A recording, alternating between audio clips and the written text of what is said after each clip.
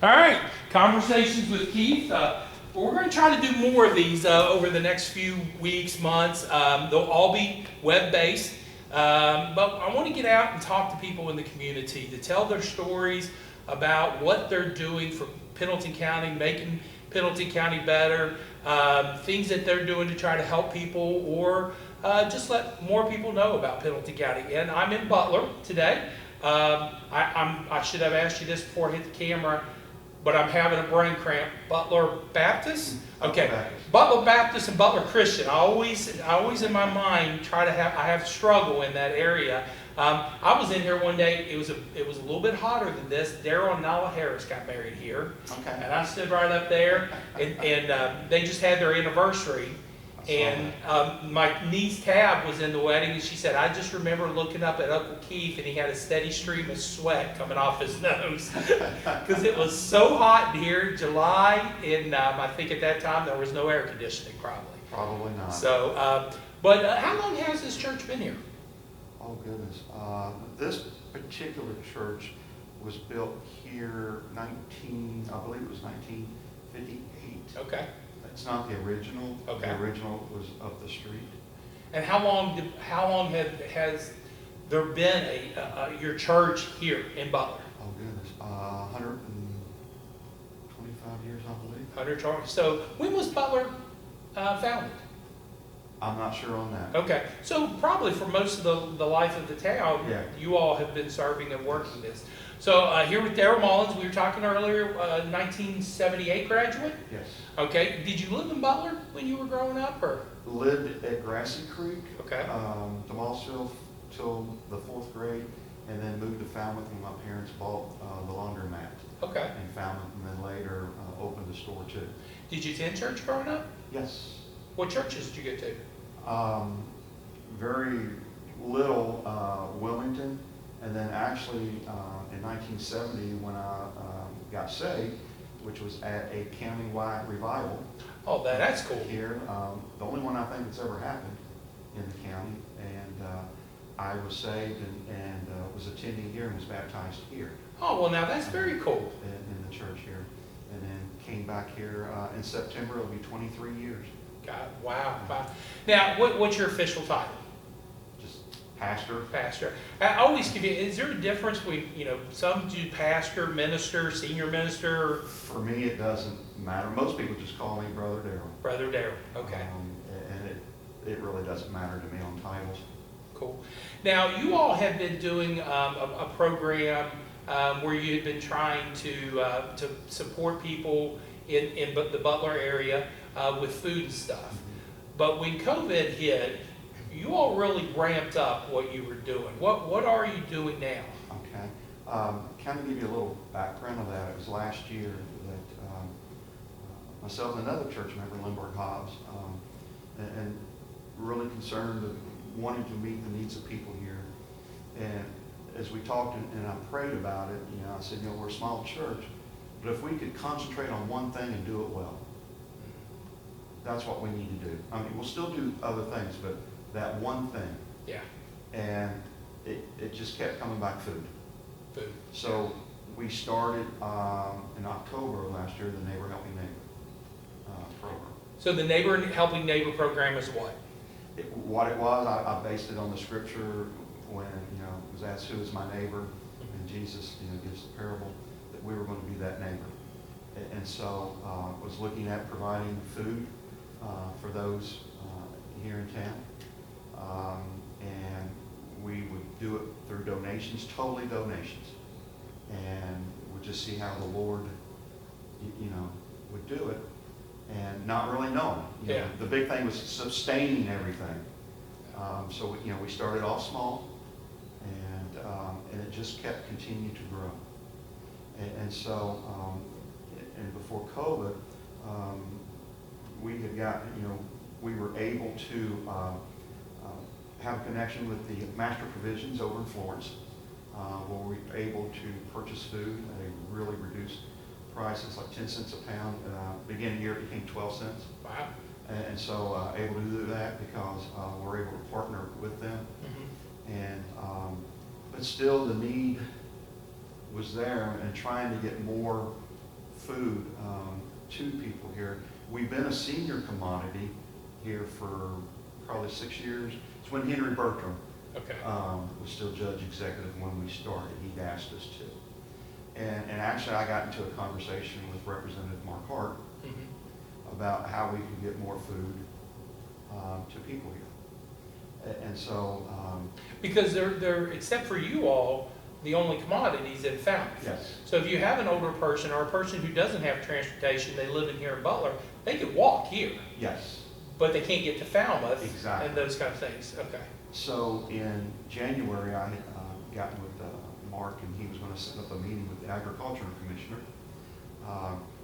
But then Mark had called back and had told him everything, and the commissioner said, give us whatever we needed, so we became a regular commodity too. Cool. And so how often do you pass out regular commodities? We do regular commodities on the second Saturday and second Monday. Second Saturday and Saturday Every Monday?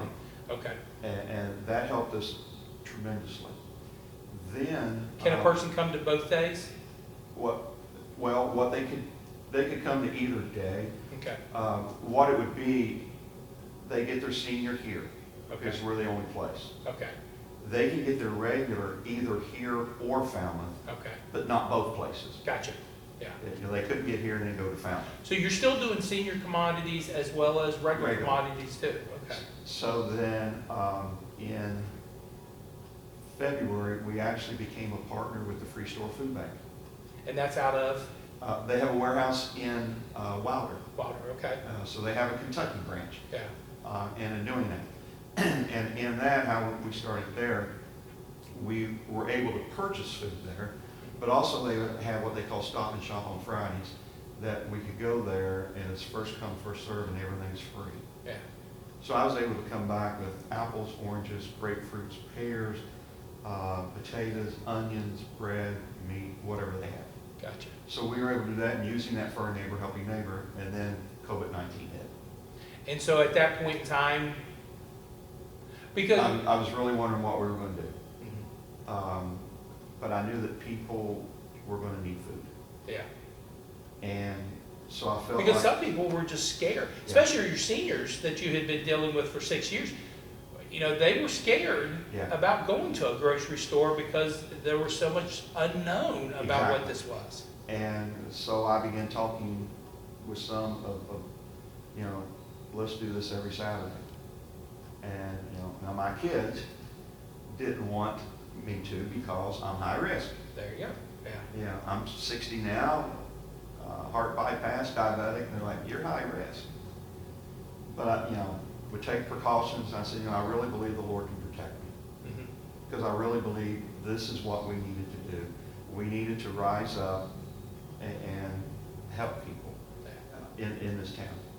And so we started doing that and giving out every week.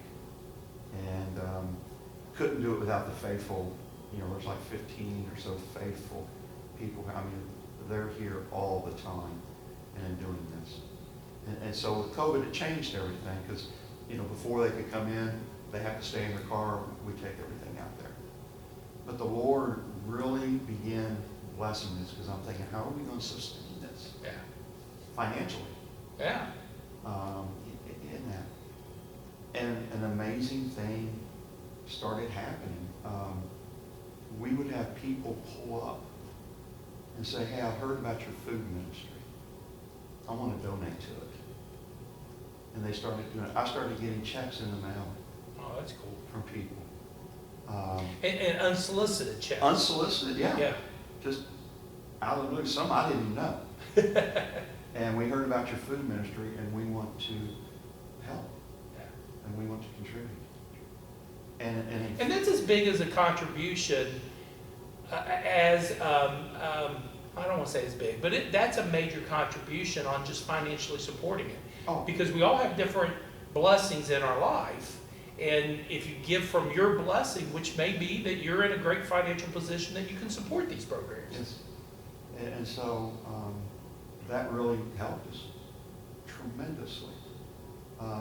To the point, and you being in church, how many times have you heard this? I actually told my congregation, you don't need to give any more money right now to our food ministry because I've gotten so many outside donations. That's awesome. I mean, how many times have you heard that in a Yeah. church? Yeah. Wow. You know, we were talking about beforehand about the Holy Spirit working and convicting people. And do you feel like you're seeing that Holy Spirit working through Absolutely. this? I mean, we have somebody, I'll give one example of a day of a young girl, mom, and was in tears. I mean, crying. And she said, I had no food and no money to buy food. And I don't know what I was going to do. And I saw, the sign up there at the post office. She said, thank you guys so much. Yeah. You mentioned the elderly.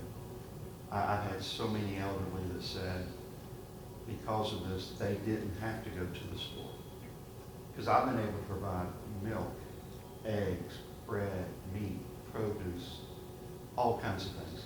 I mean, you're talking about things people were eating every single day in almost every meal, and you're all helping them. Yeah. I have milk down there right now ready to give out Friday, or Saturday, this Saturday. And I have some tomatoes and zucchini and yellow squash, and then I'll go to Master Provisions tomorrow and see what they have. And the amazing thing with those two is around the end of March, everything at the Free Store Food Bank went free. Oh, wow. And so I've been stocking up, Yeah. especially on the non-perishable, because we just don't know. Yeah. We keep hearing the second wave. The governor now's come out, and the president wearing the mask in public all the time. We just don't know. And I want to be able to have food here for people who need it. Being a retired school teacher, we studied all these theories and everything. And there was something called Maslow's hierarchy of needs. And the bottom need was life-sustaining stuff like food. And Maslow made the point, people will not move to a spiritual need, which was a higher level of need, if their basic needs are not met. So if that lady that you're talking about, the single mom, if she's starving to death, she won't make that move of a spiritual need and consider giving her life to Christ because she's hungry. So you're setting up the ability to then maybe see a movement spiritually. Or at least planting the seed. Yeah. I had a professor at Clear Creek, and it wasn't original with him, that said, people don't care how much you know until they know how much you care. Yeah. And I think people in this town know that Butler Baptist Church cares about them. It's been a lot of work. Let me tell you, I've worked harder on this than before COVID, just being pastor. Yeah. I miss not being able to go to the hospital and things like that, but we believe in it. It's a lot of work. Trips to the chiropractor. Well, hopefully but they will stay open. To see people in the tears and just the gratefulness. I mean, that's a blessing. And we've had some people started coming to church that has received food. Well, because they see how much you care. Right back to that statement you said your teacher made it. With everything that you've seen here, and let me rephrase that. How important is it for churches to? I saw a thing on Facebook that kind of an Elvis thing that the church has now left the building. Well, in so many cases, the churches have not been allowed to just rely on their building, and people come to us. How important is it for church to be in the community and not just a building in the community? To me, that's the main thing we should be doing. That's what the early church did. That's what Jesus did. He helped meet the needs of people. And to be honest, the church should be doing what the government's doing. Oh, I agree with that. In our local communities. It's our responsibility as the church, to be the hands and feet of the Lord. Yeah. I did a series on the miracles, and Jesus met their physical need. And that's what we're supposed to do. And like I said, we're a small church, so we can't do a whole lot of things, but we can do this one thing and do it well. And I think we do. I think we do it very well, and I think people are really I mean, they go away with probably 50, 60 pounds of food. Wow. And that's on a weekly basis? We do this, we're doing the Neighbor Helping Neighbor on the fourth Saturday. Okay. And then the commodities are the second Saturday and second Monday. We had started every week, and then it kind of slowed down a little bit. So I didn't want to wear the workers, the volunteers out. Gotcha. Because they were given every Saturday. Gotcha. Yeah. And so we kind of, and if we need to go back to more, we will. Yeah. You know, you know how things can change. Yeah. with Based upon the COVID-19. needs of your community. Exactly. Yeah. So second Saturday and second Monday of the month is commodities. If somebody wants to participate in that, what do they need to bring with them? Just a photo ID and a piece of mail that shows that they're a resident of Pelham County. Okay. Their address. And then the fourth Saturday is your Friends Helping Friends program. Mm-hmm. And what do they need to do for that? Just basically to show that they're a resident of the county. Okay. All right. Plain and simple. You know, it's real simple. Okay. And they just pull up and you all bring food out to them? Uh-huh. Okay. Yep. All right. When you all shut down, you went online.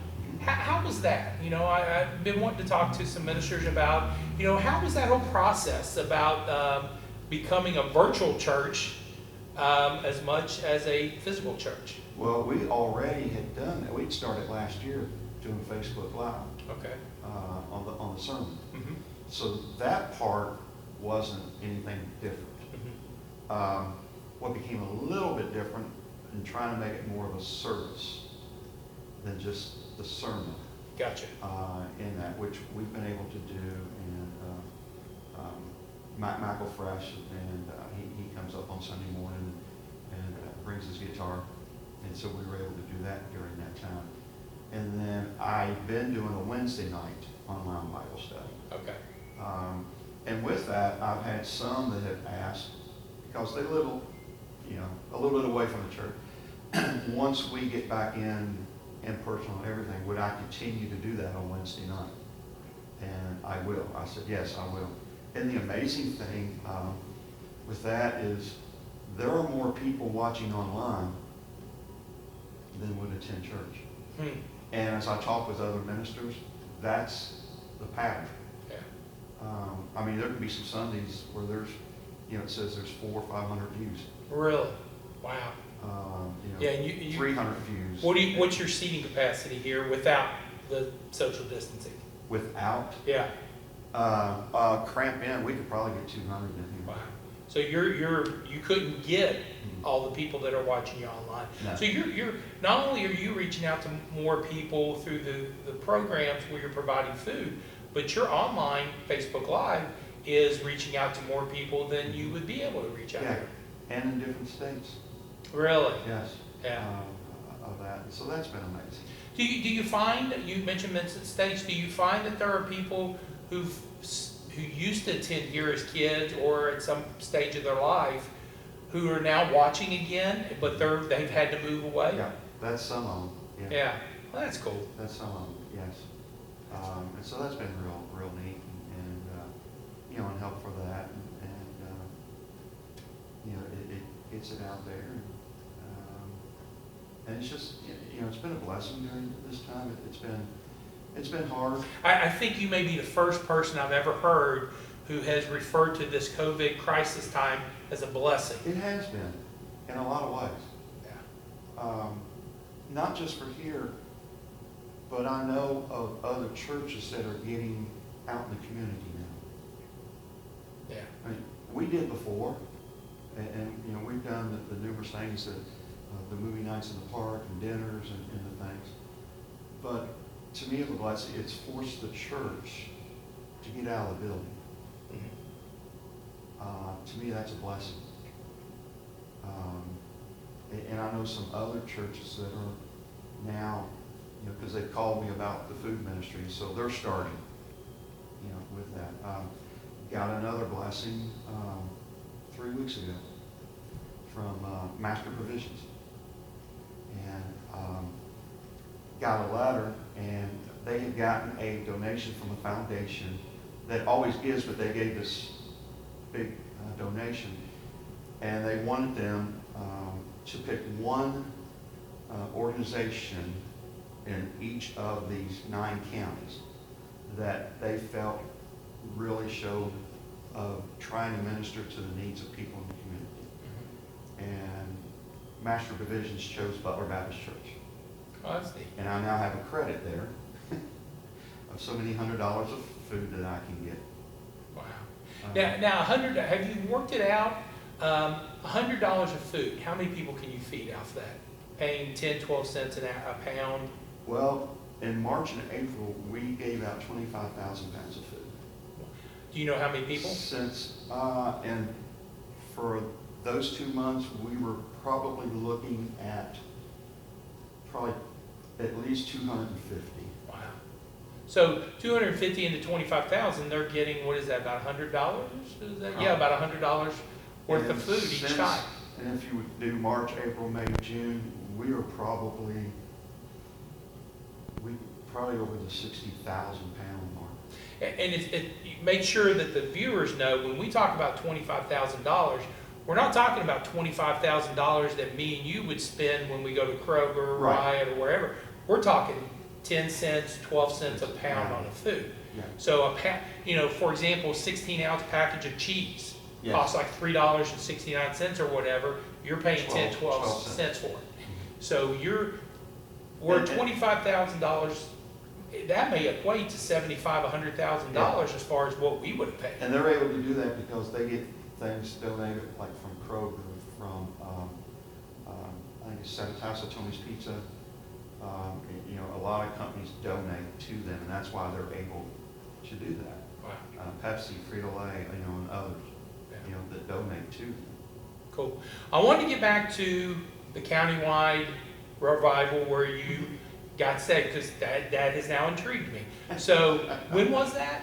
It would have been in 1970. 1970. The tent would have been actually where the gravel parking lot is now, but the secondary parking lot at the high school. Okay, yeah, the lower area. Yeah, the lower area parking where lot. the tent was. Wow, they had that on school grounds. Yes. The people would go crazy now, wouldn't they? Yeah.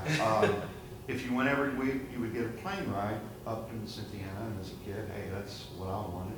Yeah. And it was there every night. And then on Friday night, I just remember they were showing a little bit of a movie that night. And don't know if it had been the Jesus movie back then, but and that's when it really hit me. I was raised in church. I was in church, I guess, after a week old. Yeah. And so I just remember that night it really hit me of what Jesus Christ did. And they took all the kids down to Falmouth Baptist, I remember, at that night. And so it was there where I gave my heart to the Lord. And I remember, getting back and running and telling my parents, I accepted Jesus. So was it a kids revival or just a whole? No, it was a whole countywide revival for anybody. Yeah. And wow, how many people? How big were the crowds and that kind of stuff? It was big crowds. Big crowds, yeah. Well, that's pretty cool. Yeah. No, we had a town revival. We set a tent up down here probably 15 years ago and did one here in town. Yeah, but you and Butler Christian have done some things together too, haven't you? I remember reading it. Yeah, the movie nights in the park, and Butler Baptist, the movie night in the parks, the dinners. Not this year, but for the last 4 years or so, we've done Bible school together. Okay. And we'll alternate from here to Butler Christian, and so we've done that together. Yeah. So yes, we've done numerous things together. So you are coming together because it's the benefit of that was Butler. before COVID. Yeah. We've done things together for a number of years. Yeah. Now, well, let me ask you. Butler can kind of get overlooked because it's the small aspect of the county. Falmouth gets more attention, and then the county itself. So what are some strengths? What is it about this Butler community that you've been here for 23 years? You've wanted to stay here. I'm sure there's probably somebody who's reached out to you in 23 years about going somewhere else. Right. So what is it about this community that's made you want to stay? The biggest one is for me as a minister, I'm going to be where the Lord wants me. Okay. And He led me here. even though at that time I knew the church didn't have a good reputation at that time, and I knew it. Over these 22, 23 years, that reputation has changed. And that's due to the people because of what we're able to do. And what's so nice about it is, I have the cooperation from, the city. From the city, from council that, if we need a park, we can use it. If we need a community center, we can use it. And really support from people here in town. But also, I think there is a little bit more of that closeness, even though Butler's a lot, you have a lot of transients. But still, we're able to do things here that in many places probably wouldn't be allowed. Okay. Because being that small town, of that. And it's just, I'll just share last year we were going to get boxes out at Christmas, and the mayor had approached me because they give toys, they have families that they give toys to. And, he said they spent a lot of money on food last year, or the year before. And said if they just donated money to us, could we do the food part? So we were able to do that for a third of what they would have paid the year before. So you've helped out the local government, you've helped out Yeah. the community, you've helped out kids because of this partnership. Yeah. And the thing we did on that when COVID hit and school was out, and before the schools, we're going to start doing lunch. Sheila, my wife, she's like, we got to feed these kids. And I'm like, how are we going to do that? And she's like, I don't know, we got to feed them. They're going to need food. Yeah. We got to feed them. So I usually go to Master Provisions on Friday morning. So that morning about 6 o'clock, I woke her up and I'm like, because I was just tossing and turning all night. And I'm like, we got to feed the kids.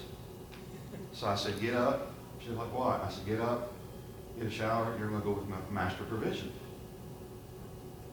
And she said, what? I said, hey, it's your fault. You kept saying we got to feed the kids.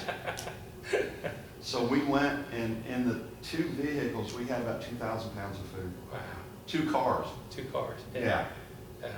In that, and brought things back, and doing that. And then when the schools started, then we were able to have food brought here. Actually, our police chief, Kenny Hell, would go get it. Yeah.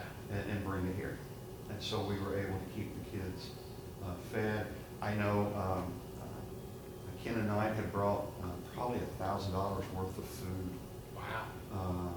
From And Ken and Knight, for those of you who may not know, is we're talking about Pendleton County Yes. Extension Office. Yes. Right at the very beginning, it brought that down, and that helped tremendously in the beginning. That we were able to give out in the things. And one of the things, which was funny and interesting, there was a roll of toilet paper in each. we did a poll the other day about has anybody had to go back and buy toilet paper again because so many people bought so many, how long has it lasted on you the other day. Wanted to kind of close this out by just asking some questions, just I guess more about you, or I just quick little question. Favorite biblical character beyond Jesus? Caleb. Caleb? Who's Caleb and why? Joshua and Caleb. Okay. The 2 spies that went out. Yeah. While at Caleb, he comes back when he's 85 years old and tells Joshua, I'm just as strong, just as vigorous as that day. Uh-huh. And I want to take my inheritance now. Let me go take that land. And it was the one that wasn't going to be the easiest one to do. And so it's been Caleb. I love that at 85, he said, these 45 years later, I'm just as vigorous as I was that day. Well, I don't think I've ever heard that answer before. And he said, let me go take it now, Yeah. because the Lord's promised it to me. Wow. And I hope I have that same zeal at 85. Cool. I would. My guess is that you would. Favorite proverb? Really, train up a child Okay. the way of the Lord. that one, I think. My favorite verse would be Isaiah 41:10. And that is? And that one is, do not fear, do not be dismayed. In that, for I'm your righteous right hand, it's just a thing that speaks that, we don't have to be afraid, don't be dismayed, because the Lord's there. Cool, cool. I know you're a huge UK fan. We'll take Dante out of the mix. Favorite UK player underneath Calipari? Wow, I'm taking Dante out. Yeah, because you'd say Dante. I I'd say know, Dante. I know. Goodness, under Calipari. Probably Prince. Tayshaun? Yeah, Yeah. probably Tayshaun Prince. Greatest UK player of all time? Oh, wow. Dan Issel. Hey, can't go wrong there. Absolutely. Is it Pratt that if he doesn't have the car crash, or was it Casey that they may have won the championship that Yeah. year? I really hurt him. I Yeah. one of them too. Yeah. Yeah. Favorite UK game you remember watching? The favorite UK game actually was in the tournament. Kentucky played Duke again, and Duke had beat them before on that last second shot by Christian Lake. Yeah. And it was on a Sunday night, and had church here. And so it was being taped at the parsonage, and so it was going to go over afterwards. Yeah. And so we watched up to a certain time, and then came over, had church, and went back. And UK was down in that game. Now, the ladies, my wife and the others, they knew the outcome. Yeah. But us guys, we didn't. And so it was when UK came back. Gotcha. That would have probably been, probably one of my favorite games. I've used before as an analogy for being a Christian is the UK LSU game. And that would be That if you watch that game live, you're at that time, you're upset, you're mad, you're angry, you may have gone to bed early, but if you watched it tape, because you know the ending, just like we know the ending of this story, right. You watch that game in a totally different mindset because you know where the end is. So even though we may be in a hard time here, we can kind of look at what we're going through like the UK LSU because we know the end of the story. Yeah. So, if everything when everything opens up again, where's your vacation spot you'd like to go to? Wow. Actually, there's a place outside of Oakland, Maryland. It's called Deep Creek Lake that we love. Oakland, Maryland. Okay. Deep Creek Lake that we love going to. It's a little town, and that's our R&R when we go. Yeah. Because we usually go in the fall. It's a summer because of the water, or in the winter skiing. So if there's no snow, there's usually nobody there, so we go there, and we're usually there most of the time by ourselves. That was going to be a question. I was going to do a follow-up. Are you like me in that as you got older and your kids have gone on, your vacation spots are where you can just relax, and there's not absolutely. people. You don't want a lot of people Absolutely. around. Yeah. Share with the other thing you talked on sports. One of my favorite memories was the freeze boat. Oh, yeah. I was there. Oh, were you? I was there. How many layers of clothing? Oh my gosh, I had 4 or 5. And the answer probably is not enough. The mistake I made, I got brother-in-law's hunting socks, but I didn't know you had to be moving for those to work, that particular kind. Yeah. So I didn't do as much on my socks. Gotcha. And my feet were froze. But that was an experience to be there. When the first time they won the AFC Championship in San Diego, actually was in the very top row of Riverfront Stadium, which turned out to be pretty good because of the sun. Okay, so you were on the sun side. So you might have got some extra wind, but you were also set to the sun. But that would be one of my... So it might have got up to like minus 20 degrees instead of whatever it was. It was 9 below and 59 below wind chill. Wind chill, wow. 59. Assuming that's the coldest you've ever been? That's the coldest I've ever been. The coldest you ever want to be from yes. this point on, I would imagine. Well, favorite Bengals player of all time then? Ken Anderson. Yeah. Hands down. There was a tweet the other day that said, describe your most disappointing moment in 3 words. And his tweet was goal line stand. Yep. And I'm like, yeah, that's pretty good. I think every Bengals fan of that age knows exactly what he's talking about at that moment. Yeah. So, well, I appreciate you taking a few minutes and talking with me, and thank you. Representing the community as a newspaper, thank you for what you're doing for the community. I'm sure there's a lot of people out there that their days during this time are a lot more simpler, a lot more easier because of what you're doing, and appreciative for those things. And one of the reasons I wanted to sit down and talk to you is just because knowing that, and I think it's a great mindset about the church needs to be doing what the government's doing in our own little communities. So thank you for sitting down and talking with us. You're welcome. All right. Oh, let me get back here and turn this off. We're high tech.